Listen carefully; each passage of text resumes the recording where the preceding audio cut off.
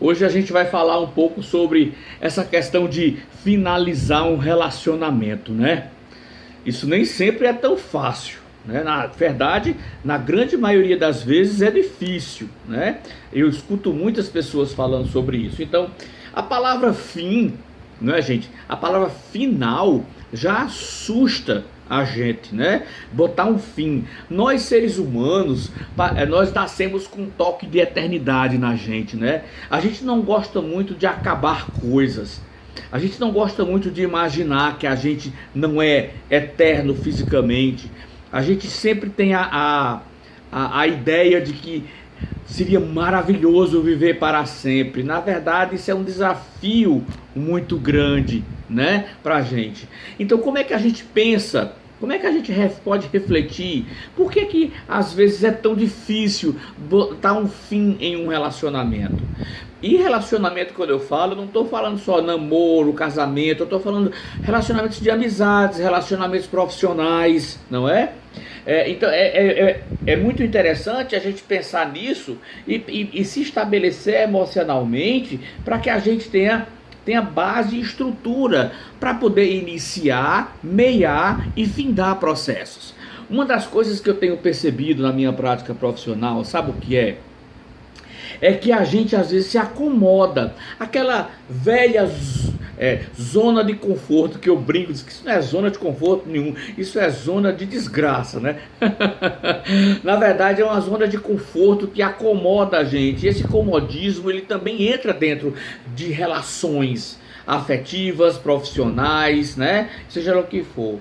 E a gente começa, quando é uma relação afetiva, a gente começa a dizer assim: ah, eu não vou terminar não, porque ela é uma ótima pessoa, né? É uma pessoa maravilhosa, a gente sempre se deu tão bem, não é? Mas pense comigo, a gente se casa com todo mundo que a gente se dá bem, a gente namora com todo mundo que a gente se dá bem. Não, não é? Então um relacionamento, quando ele tem propensão de progredir de um namoro para o noivado, ou seja, para o casamento, o critério não é somente eu me dar bem com uma pessoa ou ela ser uma ótima pessoa, não é? Porque existem ótimas pessoas que vão ser amigos, mas não vão ter relacionamento de parceria afetiva matrimonial. Então, outra área de comodismo é assim: se eu terminar agora, eu posso não encontrar um outro alguém tão bom para mim. Percebe aí a insegurança que está acontecendo? Agora minha pergunta é: se essa pessoa é uma ótima pessoa, se a pessoa é uma pessoa que você sempre se dá bem com ela, e se você não pode terminar porque você tem medo de encontrar outro, é porque na verdade esse relacionamento já acabou, concorda comigo? Se você cogita que você não termina essa relação só porque você tem medo de encontrar outra pessoa, não encontrar outra pessoa, é porque aquela relação já não está satisfazendo. Talvez essa relação tenha ido para outro nível, né? E aí eu não estou dizendo que necessariamente tem que terminar, né? Você pode buscar um processo terapêutico onde você vai achar meios de reestruturar e restaurar muitas coisas. Mas como o nosso tema hoje é por que é difícil finalizar, eu já estou falando de relações que não tem mais como ter tratamento, tá? Quais são os sintomas? Como é que a gente percebe que uma relação ela está terminando ou já terminou? Quais são os sinais que a gente pode perceber, né, que já está um sintoma de término?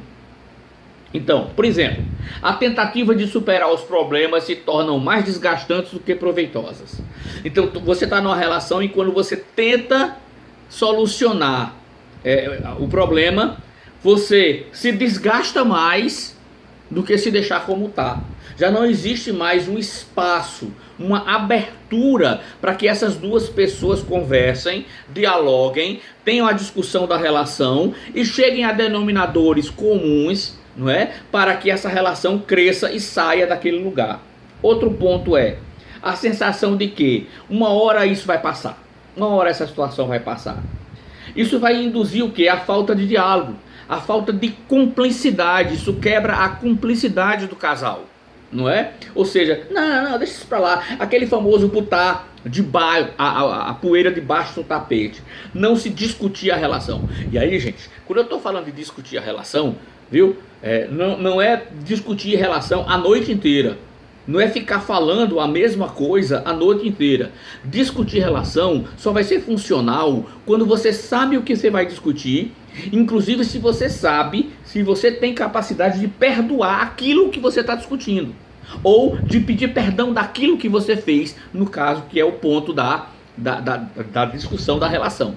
Então, é muito importante que os casais tenham consciência que discutir relação não é brigar a relação, mas é discutir pontos que estão incomodando e que, subentendo eu, pessoas só namoram, só noivam, só casam, só tem uma relação se elas forem adultas. Vocês concordam comigo? Quando eu me refiro a adulto, eu não estou falando de pessoas idosas. Eu estou falando de pessoas que já saíram da adolescência e entraram na fase adulto jovem, né? E já tem maturidade para cuidar de si e colocar o seu eu em parceria com outro eu. Isso, se você não consegue fazer isso, você não vai conseguir ter uma relação, né? Você vai conseguir conviver, mas ter uma relação, uma estrutura de jogo de relação, que é: eu não tenho ninguém que vai me fazer feliz e eu não tenho obrigação de fazer ninguém feliz, mas eu estou nessa relação porque eu quero dividir minha vida, eu quero somar experiências, eu quero multiplicar experiências, mas eu também quero estar junto do meu parceiro ou da minha parceira quando a situação não estiver boa. Então observe, outro sintoma de que a relação provavelmente já terminou é o quê? É que surgem pensamentos de como poderia ser a sua vida se você não tivesse nessa relação. Emocional. Quando você começa a pensar como é que poderia ser sua vida se você não tivesse nesse relacionamento, e esse tipo de pensamento começa a ser muito repetido, né? A frequência em que esse pensamento se repete começa a ser muito, é porque você já não está com desejo de estar ali. É porque esta relação já não está satisfazendo aquilo que você pensava de uma relação. Outro sintoma é: pequenos problemas ou histórias não são facilmente resolvidos. Não se resolvem e também nunca saem da sua cabeça.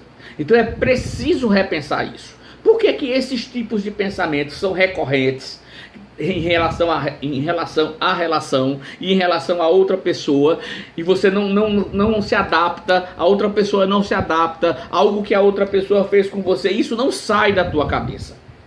É preciso pensar sobre isso. Outro ponto: assuntos que eram para fazer parte do passado, aqueles assuntos que já foram conversados, já foram discutidos na DR, que eram para fazer parte do passado, eles são trazidos à tona a qualquer discussão. Ou seja, eu fiz algo para você há 5 anos atrás, conversei, pedi perdão, você me perdoou, aí hoje, 5 anos depois, quando eu vou conversar com você, ou quando eu lhe chateio, você vem conversar comigo e você traz de volta aquele assunto de 5 anos atrás. Então, esse problema não está mais comigo. Se eu te pedir desculpa, se você disse que me desculpou, quem está trazendo é você, porque isso não ficou resolvido na tua cabeça. Então é preciso que você faça um processo terapêutico para resolver essas situações de você para você, porque senão você vai trazer de volta para essa relação e você vai ficar cobrando para a pessoa algo que você mesmo já libertou ela da culpa quando você perdoou e decidiu continuar na relação. E quais são os motivos pelos quais a gente não aceita o fim de um relacionamento? A gente vendo tudo isso, como é que a gente poderia pensar em superar um final do relacionamento? Primeiro, a gente precisa entender que a gente é capaz de amar novamente. A nossa capacidade de amar, ela é muito grande. Então nós somos capazes de amar novamente.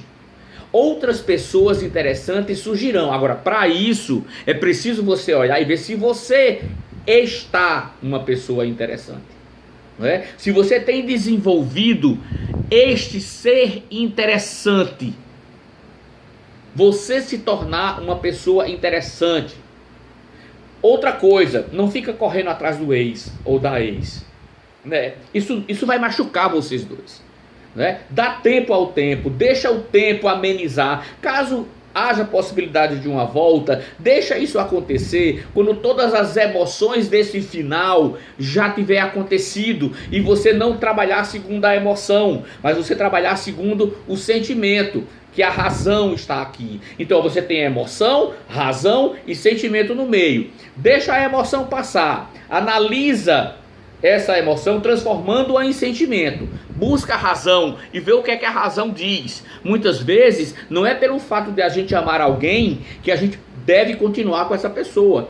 Porque existe o outro lado. Essa pessoa é uma pessoa que te faz bem, é uma pessoa que vai trazer somatória de experiências de vida. Então, amar somente, gente, não é critério para manter um casamento, não é? O critério é amor mútuo, quando existe amor dos dois lados, e aí, entre outras coisas. Outra coisa aqui, ó, não tente encontrar onde você errou, pois não existe um real culpado, e você só se tortura.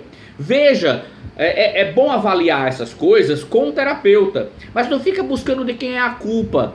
Olha, não tem mais relação, não tem mais relação. Então para de insistir